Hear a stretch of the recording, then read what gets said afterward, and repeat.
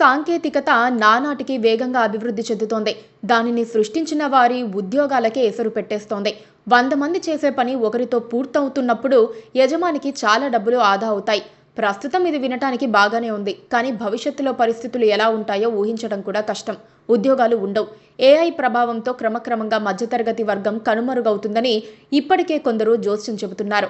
అయితే ఏఐతో మానవ సమాజానికే ముప్పుందని ఏఐ నిపుణుడు, భారత సంతతికి చెందిన ప్రొఫెసర్ సుభాష్ కక్ హెచ్చరించారు.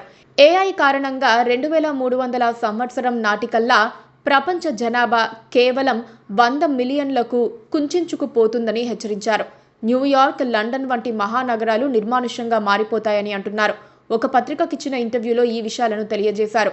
ఉద్యోగాలు మొదలు ప్రభుత్వ నిర్ణయాలు, పిల్లల పెంపకం వరకు మానవ జీవితానికి సంబంధించి ప్రతి అంశంలో ఏఐ ప్రభావం అమితంగా పెరిగిపోతుందని ప్రొఫెసర్ సుభాష్ తెలిపారు.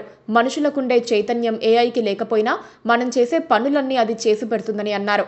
ఏఐతో త్వరలో వచ్చే విచ్ఛిన్నకర మార్పులను మానవ సమాజం తట్టుకోలేదని హెచ్చరించారు. రాబోయే 2 శతాబ్దాల్లో అన్ని వృత్తులకు మానవ ప్రమేయం అవసరం లేని విధంగా ఆటోమేషన్కు గురవుతాయని అన్నారు. ఫలితంగా పిల్లల్ని పెంచడం ఆర్థికంగా, సామాజికంగా పెనుభారమై ప్రపంచవ్యాప్తంగా సంతానోత్పత్తి రేటు భారీగా పడిపోతుందని చెప్పారు. ఇక ప్రజలు పిల్లల్ని కనాలని కోరుకోరు. ప్రస్తుతం దక్షిణ కొరియాలో భారీగా జనాభా తగ్గుదలను చూస్తున్నాం. దాదాపు ఇదే రీతిలో ఐరోపా, చైనా, జపాన్లో పరిస్థితులు కనిపిస్తున్నాయి అని ఆయన అన్నారు. ప్రస్తుతం ప్రపంచ జనాభా 8 బిలియన్లు. కానీ 2300 లేదా 2380 నాటికి జనాభా 100 మిలియన్లకు పడిపోతుంది. ఇది ప్రస్తుత యూకే జనాభాకు సమానమని అన్నారు. భారీ నగరాలన్నీ నిర్మానుష్యంగా దయ్యాల దిబ్బల్లా మారుతాయని, సమాజం కుప్పకూలుతుందని హెచ్చరించారు. రాబోయే రోజుల్లో ప్రభుత్వ నిర్ణయాలను సైతం ప్రభావితం చేయగలిగే స్థితికి ఏఐ చేరుకుంటుందని అన్నారు.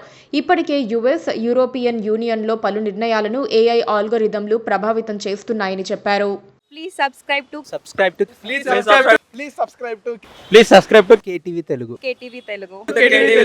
KTV Telugu. KTV Telugu channel.